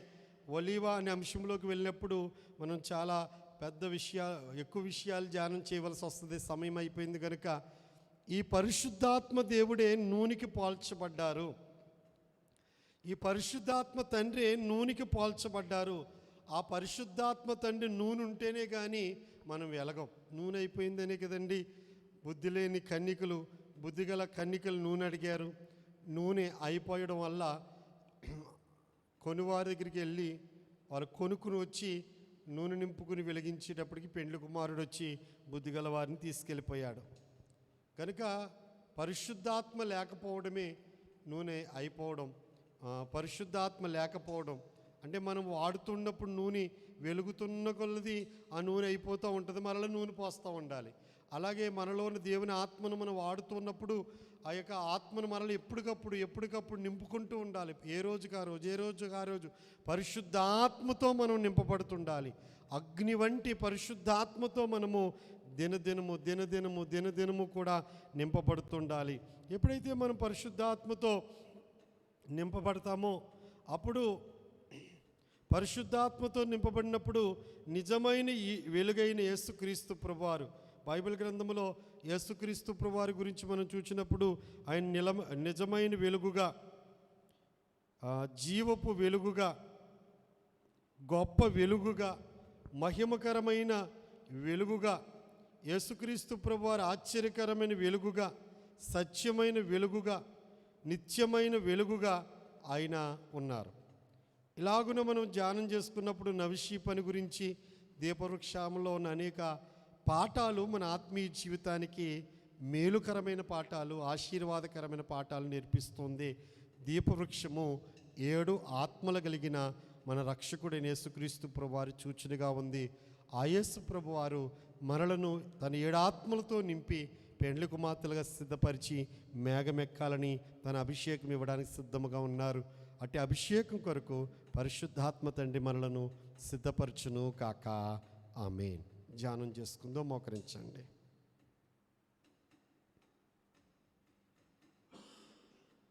మోకరించండి. దైవాత్మారమ్ము నా తనువున వ్రాలుము, దైవాత్మారమ్ము నా తనువున వ్రాలుము, నా జీవమంతయు నీతో నిండ చేరి వశింపుము, నా జీవమంతయు నీతో నిండ చేరి వశింపుము. హృదయపూర్వకంగా దైవాత్మారమ్ము నా తనువున వ్రాలుము, దైవాత్మారమ్ము నా తనువున వ్రాలుము, నా జీవమంతయు నీతో నిండ చేరి వశింపుము, నా జీవమంతయు నీతో నిండ. నిజముగా హృదయపూర్వకంగా నీ ఆత్మతో నింపు అన్నట్లుగా, ఆకలి కలిగిన వారు ఆహారం కొరకు ఎదురు చూచినట్లు, దాహం కలిగిన వారు దాహము కొరకు ఎదురు చూచినట్లు నీ ఆత్మతో నింపు నాయనా అని చెప్పి కన్నీటితో ప్రభు పాదములు పట్టుకుని నీ ఆత్మతో నింపు నాయనా అని మరొకసారి చరణాన్ని పాడుకుందాం. దైవాత్మారమ్ము నా తనువున వ్రాలుము, దైవాత్మారమ్ము నా తనువున వ్రాలుము, నా జీవమంతయు నీతో నిండ చేరి వశింపుము, నా జీవమంతయు నీతో నిండ చేరి వశింపుము.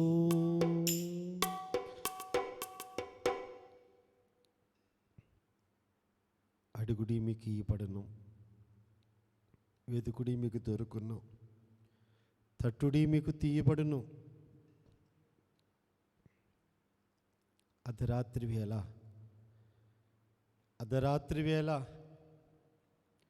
ఒక స్నేహితుడు వచ్చిన సందర్భంలో ఆ స్నేహితుడికి పెట్టడానికి తన దగ్గర ఆహారం ఏమీ లేదని ఎరిగిన స్నేహితుడు ఆ గ్రామములో ఉన్న తన స్నేహితుడి దగ్గరికి వెళ్ళి, అయ్యా, అర్ధరాత్రి వేళ నా స్నేహితుడు వచ్చాడు, అతనికి ఆహారం పెట్టడానికి నా దగ్గర ఏదీ లేదు, 3 రొట్టెలు బదులిమ్ము, నాకు 3 రొట్టెలు బదులిమ్ము అని అడుగుచున్నాడు. అర్ధరాత్రి సమయము గనుక ఆ స్నేహితుడు నిద్రిస్తున్నాడు, తన పిల్లలందరూ నిద్రిస్తున్నారు. ఆ కేకలు వినపడుతుంటే లేచి రావడం లేదు. అయినా సరే కేక వినబడి తలుపు తీసివచ్చి తనకు సమాధానం దొరికేదాకా ఆయన అడుగుతూనే ఉన్నాడు. సిగ్గుమాలిన ముఖముతో మాటి మాటికి అడుగుచ్చు, రొట్టెలిమ్మని అడుగుచ్చు ఉండగా, నేను లైట్ వేయాలి, పిల్లలు వేస్తారు అని అననా? కాదు, సిగ్గుమాలిన ముఖముతో అడుగుచున్నాడు. తన స్నేహితుడు ఏకమానున ప్రభువారి ఉపమానం చెప్తూ, అటువలే మీరును అడుగుడి, అటువలే మీరును అడుగుడి అంటున్నారు ప్రభు. ఇచ్చే వరకు ఎలాగున స్నేహితుడిని 3 రొట్టెలు అడిగి ఉన్నారో అటువలే మీరును అడుగుడి అంటే ఆ వ్యక్తి ఎలాగున అడిగారో, ఇచ్చే వరకు అడిగారో. మీలో తండ్రి అయినవాడు తన బిడ్డ రొట్టె అడిగితే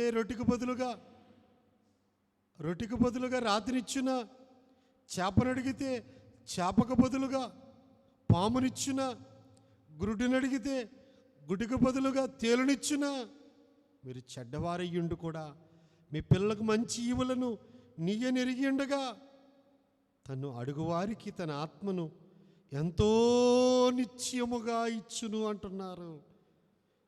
నిజముగా హృదయపూర్వకముగా నువ్వు లేకుండా నేను జీవించలేను. పరిశుద్ధాత్మదేవ, యెహోవా ఆత్మ,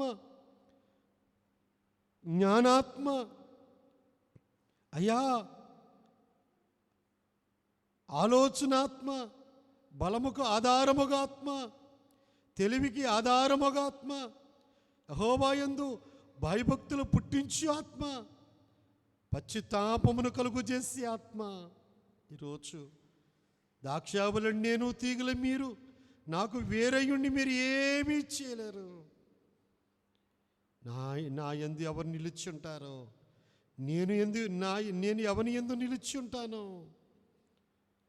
దేవుని ఆత్మ మనలో ఉన్నప్పుడే, దేవుని ఆత్మతో మనం నింపబడినప్పుడే, దేవుని ఆత్మ చేత మనం జీవించినప్పుడే ఆత్మీయముగా మనం ఎదుగుచూ ఉంటాము. యేసుక్రీస్తు ప్రభువారి శిష్యులు ప్రభు ఉన్నంత కాలము వారు ఆత్మలేని వారిగానే కనిపిస్తూ ఉన్నారు. పునరుద్ధానుడైన తర్వాత ఊది పరిశుద్ధాత్మను పొందండి అన్నారు. అయినప్పటికీ ఊదిన ఆత్మ వారు నిలబడలేకపోయారు. వల పట్టుకుని మరలా పాత వృత్తికి వెళ్ళిపోయారు. కానీ చెల్లాచెదరైన శిష్యులను పునరుద్ధానుడైన ప్రభు సమకూర్చి, మేడగదిలో సమకూర్చి, ఏక మనస్సునిచ్చి, ఏకాత్మనిచ్చి, ఎడతెగ ప్రార్థన ఇచ్చి వారు కనిపెట్టుకున్నప్పుడు 120 మంది మనస్సు తండ్రి వాగ్దానము కోసమే. తండ్రి వాగ్దానం ఎక్కడున్నది? ఏవేలు ప్రవచనమే తండ్రి వాగ్దానము. సర్వజనుల మీద నా ఆత్మను కొమ్మరించెదను. సర్వజనులలో నీవు ఉన్నావు, నేను ఉన్నాను. ఒక యూదులకే కాదు, శిష్యులకే కాదు, భక్తులకే కాదు. అమ్మా, అయ్యా, నాకు కూడా దేవుడు ఆత్మనిస్తారా అన్న ప్రశ్న నీలోకి రానియద్దు. నీవు నేను ఎంత దుర్మార్గులమైనా, ఎంత అపవిత్రులమైన, ఆలోచన చెడ్డదైనా, ఆ పశ్చాత్తాపం కలుగు చేసి ఆత్మ వచ్చినప్పుడు ఆయన వచ్చి పాపమును గూర్చియో నీతిని గూర్చియో తీర్పును గూర్చియో ఒప్పుకొన చేయును, ఒప్పింప చేయును.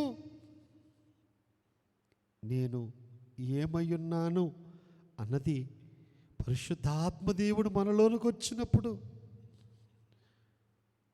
మోషే ప్రభును చూస్తూ తను చూచుకుంటే, ఆయన ముఖము చూస్తూ తను చూచుకుంటే రహస్య పాపాలు కనిపిస్తున్నాయి. ప్రవక్తని యెషయా సైన్యములకు అధిపతి యెహోవాను చూచినప్పుడు, నేను అపవిత్రమైన పెదవుల గలవాడను, అపవిత్రమైన పెదవుల గల జనుల మధ్య నివసించేవాడను. మనము చాలా మంచివారిగా, చాలా భక్తి గలవారిగా, చాలా నీతిమంతులుగా, చాలా నిష్ట కలిగిన వారిగా మనల్ని బట్టి మనం అనుకుంటూ ఉంటాం. కానీ ఆయనను చూస్తే, ఆయన ఆత్మ, యెహోవా యందు భయభక్తులు కలిగించు ఆత్మ మనలోనికి వచ్చినప్పుడు మన స్థితి ఏంటో మనము గుర్తించి తన పాపముల గురించి ఆ స్త్రీ ఎలాగున ఆయన పాదముల దగ్గర గుండె పగిలేటట్లుగా ఏడుస్తుందో, ఆ పాపము పోయేటట్లుగా కన్నీళ్లతో యేసు పాదాలు కడిగినది. ఆ కన్నీళ్లలోనే పశ్చాత్తాప కన్నీరు వచ్చినప్పుడు ప్రభువును సమీపించడానికి ఏదైనా మార్గం ఉన్నదా అంటే పశ్చాత్తాపం అనే మార్గము తప్ప తండ్రి దగ్గరికి వెళ్ళడానికి మరొక మార్గము లేదు. నీకును పరలోకపు తండ్రికి విరోధముగా నేను పాపము చేసి ఉన్నాను. నీకును పరలోకపు తండ్రికి విరోధముగా నేను పాపము చేసి ఉన్నానన్న ఆ మార్గమే ఆ తండ్రి దగ్గరికి మార్గాన్ని చూపించింది.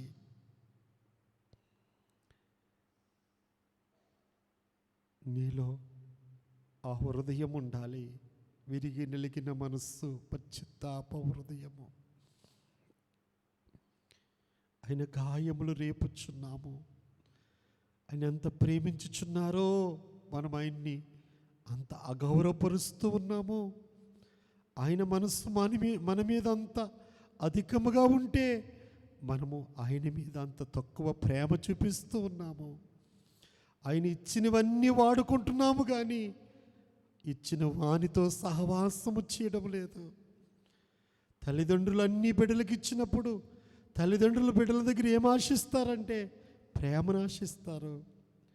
ఆ తల్లిదండ్రులు ఇచ్చినవన్నీ అనుభవిస్తూ ఆ తల్లిదండ్రులకు దూరంగా పిల్లలుంటే, మాట్లాడకుండా, మరి సహవాసము చేయకుండా, కష్టసుఖాలలో కలిసి ఉండకుండా ఉంటే ఆ కన్న తల్లి తండ్రి ఎంత వ్యాధన చెందుతారో అదే స్థితి మన రక్షకుడైన యేసుక్రీస్తు మన ఎడల కలిగి ఉన్నారు. అన్నీ ఇచ్చారు, ఆరోగ్యం ఇచ్చారు, జ్ఞానం ఇచ్చారు, కాలు చెయ్యి ఆరోగ్యం అన్నీ ఇచ్చి ఉన్నారు. అన్నీ ఉన్నాయి. ఒక దైవ సేవకులు ఉన్నారు, వారికి 2 చేతులు లేవు, 2 కాళ్ళు లేవు. లక్షల మందికి ఆయన బాప్తిస్మం ఇచ్చారు.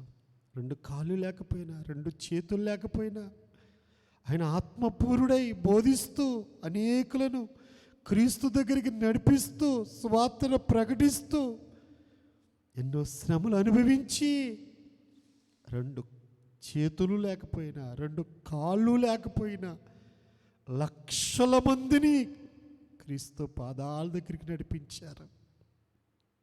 ఈరోజు నీకు అన్నీ ఉన్నాయి, ఆరోగ్యం ఉంది, ఆయుష్కాలం ఇచ్చాడు దేవుడు, సమృద్ధిగా ఆహారం ఉంది, అన్ని సదుపాయములు అనుభవిస్తూ మనము ఏమి ప్రభు కొరకు చేయగలుగుతున్నాము?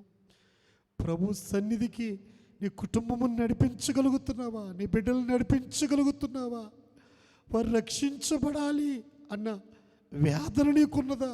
నువ్వు ఇంకా మారు మనస్సు పొందాలి, ఇంకా నీ హృదయంలో మార్పు రావాలి. నేను పరిశుద్ధాత్మతో నింపబడలేకపోతున్నాను, అగ్ని తాకిడి నేను అనుభవించలేకపోతున్నాను, ఆత్మ ఆనందాన్ని అనుభవించలేకపోతున్నాను. ఈ శరీర ఇచ్చలతోటే, శరీర కోరికలతోటే, శరీర అనుభవాలే, దర్శనము లేదు. వివేకమిచ్చే ఆత్మ. దానియేలు ముగ్గురు స్నేహితులు వివేకము కలిగిన ఆత్మను పొందుకున్నారు కనుక రాజు ఏ మనస్సుతో పడుకున్నాడో, రాజుకు వచ్చిన స్వప్నమేమిటో ఆ స్వప్న భావాన్ని కూడా చెప్పారు. ఏ మనసుతో పడుకున్నారో చెప్పారు, ఏ స్వప్నం వచ్చిందో చెప్పారు, ఆ స్వప్న భావమును చెప్పాడు దానియేలు. దేవుని ఆత్మతో నింపబడ్డారు దానియేలు. వయసు గతించిపోతుంది, సమయం ఇంకా లేదు, ప్రభు రాకడ బహు సమీపముగా ఉన్నది. గురువులు వలె ప్రవచిస్తున్నాయి, చెప్తున్నాయి గురుతులు. ప్రభు చెప్పిన గురుతులు. ప్రేమ చల్లారింది, అక్రమం పెరిగింది. ధైర్యము లేక జనులు భీతి చెందుతున్నారు. పైకి బాగానే ఉన్నట్లుంది కానీ లోకములో ఎప్పుడు ఏమి సంభవించినో.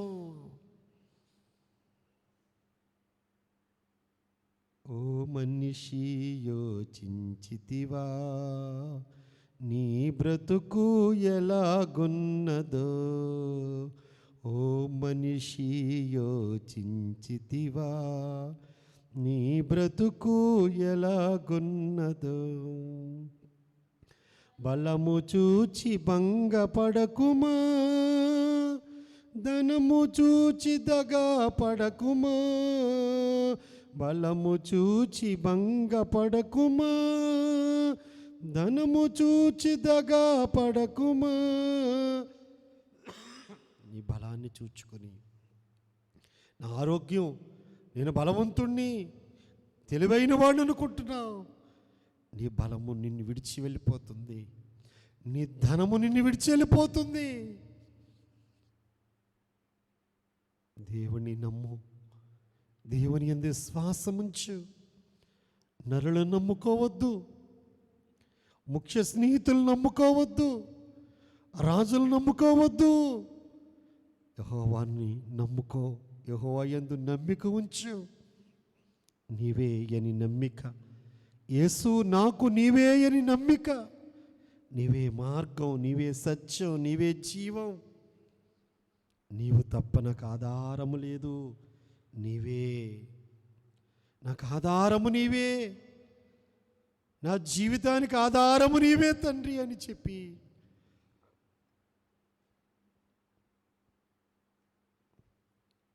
ఆయన్ని ఆధారము చేసుకొని కొద్ది నిమిషాలు ప్రార్థన బలముగా.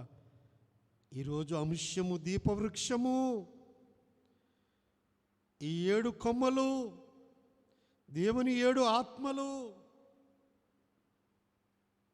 యేసుక్రీస్తు ప్రభువారి యొక్క 7 ఆత్మలు, పరిశుద్ధ ఆత్మ తండ్రి యొక్క 7 ఆత్మలు.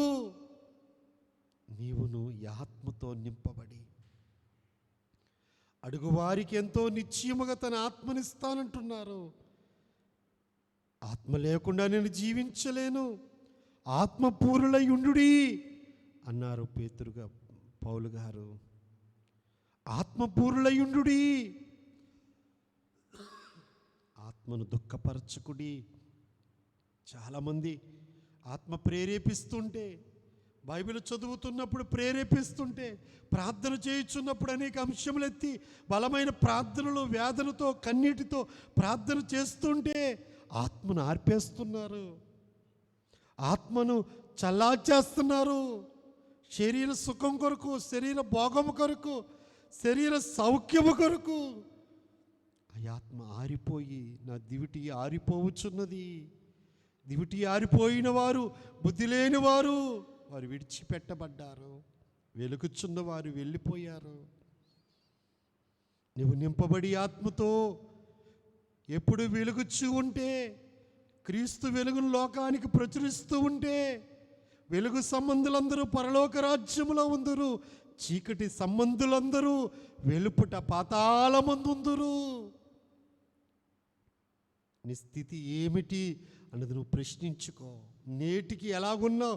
ఒకప్పుడు భక్తిగా ఉన్నా, ఒకప్పుడు నీతిగా ఉన్నా, ఒకప్పుడు ఆత్మపూర్ణమై ఉన్నా, ఇప్పుడు ఈ క్షణంలో ఈ స్థితిలో నీవేమన్నావో గుర్తించి నీ స్థితిని గ్రహించి ప్రభు పాదములు పట్టుకుని విరిగి నెలిగిన మనస్సుతో ప్రభు కృపాసనము సమీపించండి. దేవుడి దగ్గర ఉన్న క్షమాభిక్షను పొందుకోండి. ఏ స్థితిలో ఉన్నా, ఏ పరిస్థితిలో ఉన్నా నీ స్థితిని నువ్వు గుర్తించి కన్నీటితో ఆయన పాదాల దగ్గరకు వస్తే త్రోసివేయని పారద్రోలని తండ్రి ఆ కరుణామయుడు కరుణాపీఠము చేరి మసిబొగ్గువలే ఉన్న మన ఆత్మీయ జీవితాన్ని మార్చుకుందాము. అయ్యా, ఈ మోషేసు ఉపవాస సన్నిధి కూటాలు తండ్రి మాకు బహుమానముగా ఇచ్చావు తండ్రి, నీకు స్తోత్రములు. మాలో ఉన్న సోమరితనాన్ని, బద్ధకమనే స్థితిని తొలగించండి ప్రభువా. శరీరము కొరికే ఆలోచించుకుండగా శరీర బ్రతుకు శాశ్వతమైనది కాదని గుర్తించి, శరీరం కేవలం నిష్ప్రయోజనమందని గ్రహించి దేవాత్మచేత శరీర క్రియలు చంపి అయ్యా దంచి తీసిన ఒలివల నూనెను నేను ఎలాగున ఆ దీపములో పోసి వెలిగిస్తున్నారో, నా హృదయం అనే దీపములో నీ పరిశుద్ధ ఆత్మను నేను నింపడానికి విరిగి నెలిగిన మనస్సుతో పశ్చాత్తాప హృదయముతో నీ పాదముల దగ్గర సమీపించి ప్రభా, రాత్రంతా వెలుగుతున్నట్లు ఎందరో భక్తులు రాత్రంతా యేసయ్య రాత్రంతా నువ్వు ప్రార్థనలో గడిపినట్లుగా, ఎందరో భక్తులు రాత్రంతా ప్రార్థనలో గడిపినట్లుగా, రాత్రంతా ప్రార్థనలో గడిపే జీవితాలు మా జీవితంలో కరువైపోయినవి ప్రభా. అయ్యా, రాత్రంతా ప్రార్థనలో గడుపుతూ విజ్ఞాపనలు చేయొచ్చు, బ్రతిమలాడుకొనొచ్చు ప్రభా. సమయం పోనీయకుండా సద్వినియోగం చేసుకుంటూ నీ రాకడ గుర్తిస్తూ రాకడకు సిద్ధపడుతూ అనేక ఆత్మలు రక్షించేటట్లుగా నీ సహాయము దయచేయండి తండ్రి. నీకు స్తోత్రాలు. నగిషి పనిగా చేసినట్లుగా నువ్వు ఎలాగైతే నలగొట్టబడ్డావు, మేమును నలగొట్టబడి ప్రభా అయ్యా నలిగి దివిటీల వలె వెలిగి నీ రాకడకు సిద్ధపడేటట్లుగా సహాయము దయచేయండి. నైనా మా ముందు కొద్ది దినాలు మాత్రమే ఉన్నాయి నైనా, ఉన్న 3 దినాలు ఆత్మీయముగా ఆశీర్వాదకరంగా జరిగించండి.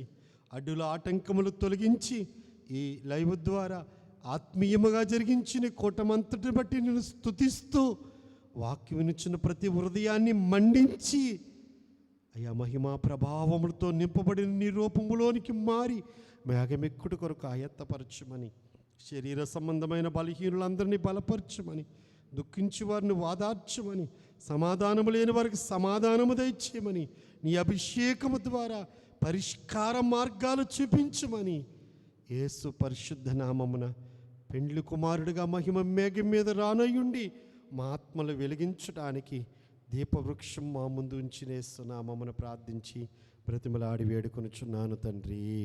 ఆమేన్. పరలోకమందున్న మా తండ్రి, ఈ నామం పరిశుద్ధపరచబడుగాక, ఈ రాజ్యం వచ్చునుగాక, నీ చిత్తం పరలోకమందు నెరవేరినట్లు భూమి యందు నెరవేరును గాక. మానుదిన ఆహారాన్ని మాకు దయచే, వెడల అపరాధము చేసిన వారిని మేము క్షమించిన ప్రకారం మా అపరాధములను క్షమించుము, మమ్మల్ని శోధలో తేక కీడు నుండి తప్పించుము. రాజ్యము శక్తి మహిమ నిరంతరము నీవై ఉన్నావు తండ్రి. ఆమేన్. ప్రవేశ రక్తమే చేయు అపవాదికులకలయ, ప్రవేశ రక్తమే చేయం అపవాదికులకలయ, ప్రవేశిన సంపూర్ణ విజయం అపవాదికంత కల నాశనం. హల్లెలూయా, హల్లెలూయా, హల్లెలూయా. స్తోత్రం, స్తోత్రం, స్తోత్రం. ఆమేన్, ఆమేన్, ఆమేన్. తండ్రి అయిన దేవుని ప్రేమ, కుమారుడైన యేసుక్రీస్తు ప్రభు కృప, ఆదరణకర్తైన పరిశుద్ధాత్మ తండ్రినిచ్చే సహవాసము, పరిశుద్ధాత్మ పూర్లుగా నింపబడి ప్రభు రాకడ కొరకు సిద్ధపడ్డానికి తన ఆత్మ సహాయమునిచ్చి అభిషేకించి దీవించును కాక. ఆమేన్. తనయాత్మానంద తైలంబుతో ఈక తనయాత్మానంద తైలంబుతో అనుదినము తల ఎంటి విసుగు కొనక తుడుచును నా కను నీలన్నీ, నా కను నీలన్నీ గనుక నాకేమి కొదువా నాదుడుండా. త్రియేక దేవునికి స్తోత్రములు. పరిశుద్ధులందరికీ మరణాత, అందరికీ హృదయపూర్వక మరణాత.